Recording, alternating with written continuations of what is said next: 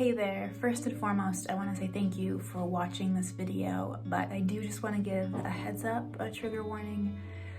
I talk about some pretty heavy things in this video, and it's honest and it's real, but I just want to let you know before you go any further that there are going to be some dark thoughts shared here. So please practice self-care before you start watching and take stock of what you are capable of holding right now, where your heart is. So I just wanted to give you that note before heading in, and again, thank you for watching. I didn't realize how bad it had gotten until I was filling my daughter's bathtub, and as I was looking at the water, the thought crossed my mind, I could just drown myself right here. I hadn't had that thought before, and I knew it was not good. How logical that thought seemed, how rational it seemed. I knew it was bad. What I was facing wasn't just baby blues. I was sinking deep into postpartum depression. And I didn't really know how I was going to get out. Hey everyone, welcome to my channel. I'm Cameron, for those of you who are new here, which I am also new here. So welcome to my channel, to my story. I hope you'll find benefits here. I hope you'll find something that you can relate to. I'm going to be sharing my journey with postpartum depression and seeking treatment for mental health and other parts of my life that are impacted by mental health, and what it's like to be a mom struggling with anxiety and postpartum depression. So I'm so glad you're here. I hope that you'll hear my story and maybe you can relate to it too, and know that no matter how dark it might be right now, there's hope. It's going to get better. So today, for my first video on this channel, I am going to share my story of struggling with postpartum depression, and how I went and sought treatment for mental health and where I'm at now. All right, I've tried filming this a few times. I'm just gonna be honest. So trigger warning in advance. I'm talking about some heavy things here, and I'm just gonna be honest and forthright and tell you what my experience was instead of trying to paint a softer picture, because that's not what it was. It wasn't a soft experience, and I know there are so many other moms out there who are struggling with the same kind of thoughts, and I think it would be a disservice to both of us if I wasn't just honest. So when my daughter was 9 months old, I had a panic attack that turned into an afternoon crying nonstop, really not being able to stop crying, which then turned into an appointment with my therapist, telling her what had been going on and the thoughts that I had been having. Thoughts about drowning myself, thoughts about driving my car into a tree, thoughts about how I could escape my life.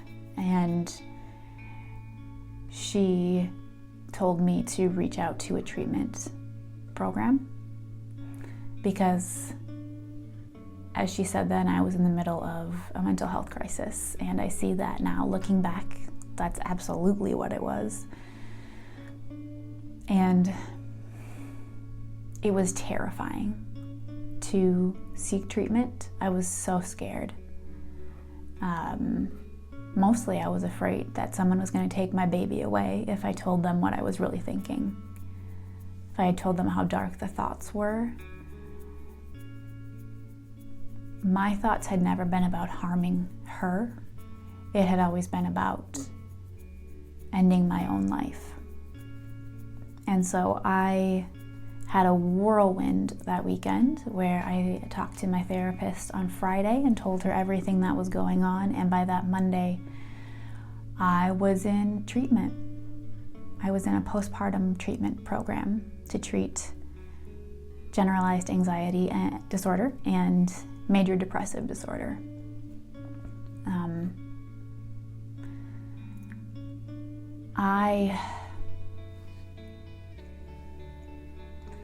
Some of the symptoms that I was experiencing at the time that I don't think I realized were depression.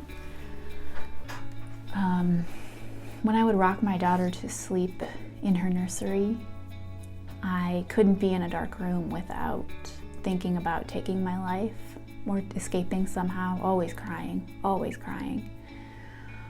I never really felt like I could breathe. I was always trying to hold it together, trying so hard just to hold everything together, and never really feeling like I could actually relax or breathe. I remember after talking with my therapist, I went to a coffee shop the next day and I was wearing a blue sweatshirt. Not this one, but similar brightness to it. And I remember thinking about the people who were around me and wondering if my blue sweatshirt was too bright, if it was too much to be wearing out in public. It was just blue, but I was wondering if that was drawing too much attention. So I spent the following weeks dressing only in black because I felt like I could hide myself, and I felt like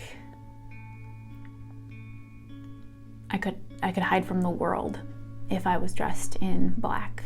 And so I wore oversized things that made me feel like I was protected and safe in them, and black to feel like I was safe. And I went into treatment and I talked about everything that I had been going through and how I'd wanted to escape. I'd wanted to get away with life, get away from life. I truly believed that my husband and my baby would be better off without me. I thought their lives would be better if I wasn't there anymore, that I was too much of a burden, that the emotions I was experiencing were too much of a burden.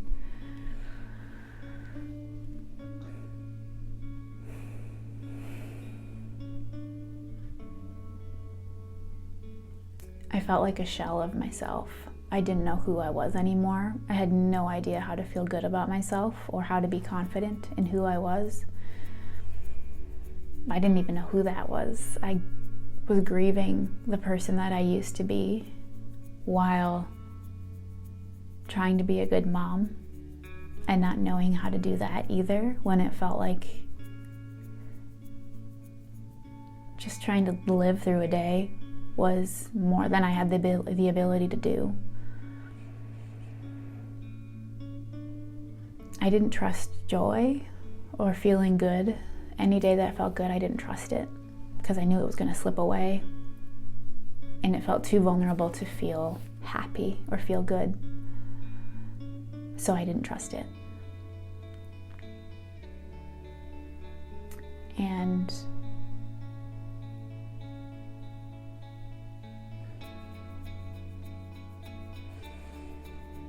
I didn't have much hope. When I started, I felt a flicker.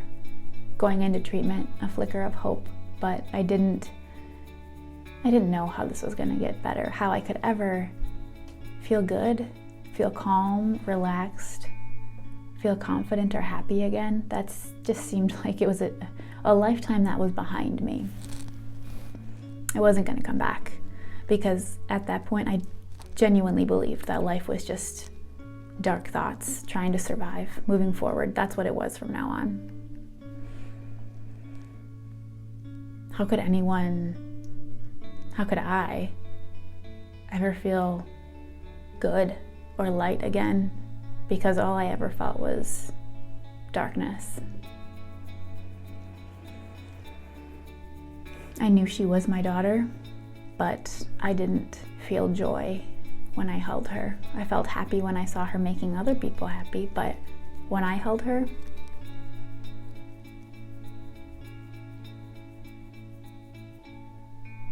when I felt her, I felt disconnected.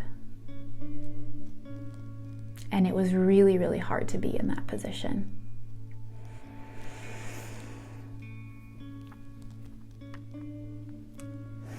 So at 9 months postpartum, I hit postpartum depression. I went through it. And that's not something we talk about very often, but there is more research showing that 7% of moms can experience postpartum depression or a resurgence of postpartum depression between 9 and 12 months after having a baby. I did not experience depression in the weeks after coming home with my daughter. I experienced sleep deprivation, that's for sure. I cried a lot because I was so tired and I was pumping, and I was trying to figure out how to manage baby and all of those things that come with it, but I never had that heaviness, the same kind of heaviness that I felt at 9 months. And so I want to leave this message here that postpartum depression isn't just in the first couple of months after coming home. It isn't limited to maternity leave if you get one. The postpartum depression can affect you at 9 months postpartum, 10, 11, 12, a year, and beyond.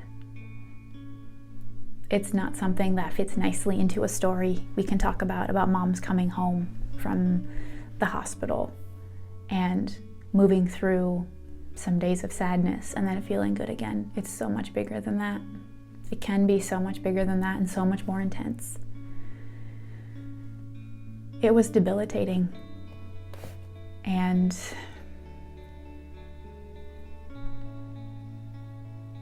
I never had a plan to take my life, but I thought about it countless times. So if you are in that space right now, I know you don't have hope, but I can hold that hope for you, because I want you to know that there is treatment and it can get better. There are options. It can get so much better and you can come out of this. And I have hope for you, even if the darkness feels like there is no light left in it.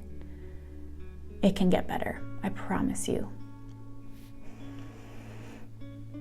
You are not alone, and you're not the only mom who's ever felt like this. And it does not make you a bad mom, but not at all.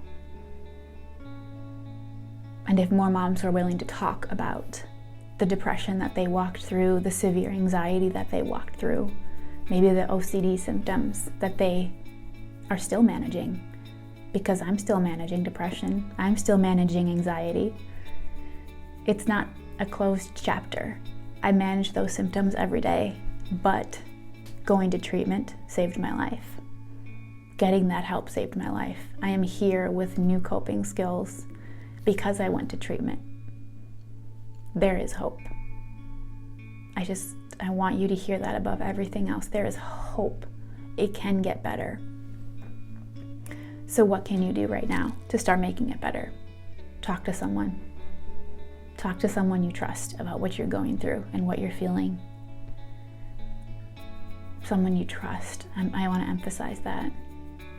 Someone you know you can be safe with, who will see your pain and you won't be judged for it. Reach out to me. I can be that person. We can get through this. The second action step you can take right now is to know that you're not alone. There are other moms in your life right now who have walked through this, and maybe they've never shared it with you, but they've been through it. Reach out. If you are a mom watching this and you struggled with postpartum depression or anxiety, leave a comment. Talk about your experience. Share your story as much as you're willing to share, because the more we talk about it, the more light there is that comes to this. And there are fewer moms who feel like they are alone, or like they're a bad mom, or like there's something wrong with them, because there isn't anything wrong with you. This can be a part of being a mom. Just know you're not alone. You are not alone. I hope you'll subscribe to my channel, because I'm going to be talking more about my journey with mental health as a mom, because I am a mom for the rest of my life, and I'm going to be managing symptoms of anxiety and depression for the rest of my life. I hope you'll join me on this journey as we talk more about it and shed more light on it. And if you want to read more about my story or learn more about what I've shared with you, what I want to talk about more, subscribe to my Substack. I'll post that link below, and I'll post links to resources that you can use if you are in need of help below. Thank you for watching this. I'll be sharing so much more in coming weeks and months, so I hope you'll join me. But just know that you are not alone.